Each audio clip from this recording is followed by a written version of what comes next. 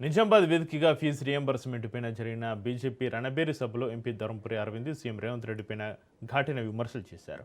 రేవంత్ రెడ్డి, నీ గురువు చంద్రబాబును చూసి నేర్చుకో, ఫుట్బాల్ ఆట మీద ఉన్న సుయ్యి నీకు విద్యార్థుల భవిష్యత్తు మీద లేదా అంటూ తీవ్ర స్థాయిలో మండిపడ్డారు. హైదరాబాద్లో భూములు అమ్మిన పైసలతోనైనా సరే ఫీజు రియంబర్స్మెంట్ బకాయిలను వెంటనే విడుదల చేయాలని డిమాండ్ చేశారు. ఫీజు రియంబర్స్మెంట్ పాత బకాయిలు 10,000 కోట్లు, కొత్త బకాయిలు 2,000 కోట్లు వెంటనే క్లియర్ చేయాలని, లేకపోతే ఒక తరం మరుగున పడిపోయే ప్రమాదం ఉంది అన్నారు. రేవంత్ రెడ్డి కేసీఆర్ కన్నా ప్రమాదకరమని, ఆయన కేవలం కమిషన్ల కోసమే పనిచేస్తూ రాష్ట్రాన్ని లూటీ చేస్తున్నారని ఎంపీ అరవింద్ సంచలన ఆరోపణలు చేశారు. రేవంత్ సర్కారు తీరు మారుకుంటే విద్యార్థులే ఈ ప్రభుత్వాన్ని కూలదోస్తారని ఆయన హెచ్చరించారు.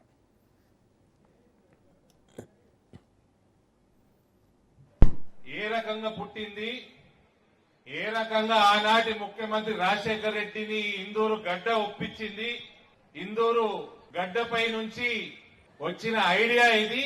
ఈ ఐడియా వల్ల లక్షలాది మంది, వేలాది మంది ఇవాళ అమెరికాలలో సాఫ్ట్వేర్ ఉద్యోగాలు చేస్తా ఉన్నారు. చరిత్రలో వస్తా ఇప్పుడు నేడు ఇందూరు బీజేపీ చేపడుతున్న ఉద్యమం ఇది. ఇందూరు గడ్డ మీద మొదలైన ఉద్యమం. రాకేష్ స్పీచ్ ఇన్నాక రేవంత్ ఇంకింత పొట్టిగా ఉంటాడు. పొట్టోడికి వ్యతిరేకంగా చేపడుతున్న ఇందూరు గడ్డ మీద మొదలైన ఉద్యమం ఇది.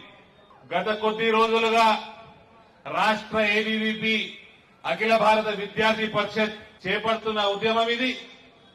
ఇది మామూలు ఉద్యమం కాదు. ఇది ఏ రకంగా పుట్టింది,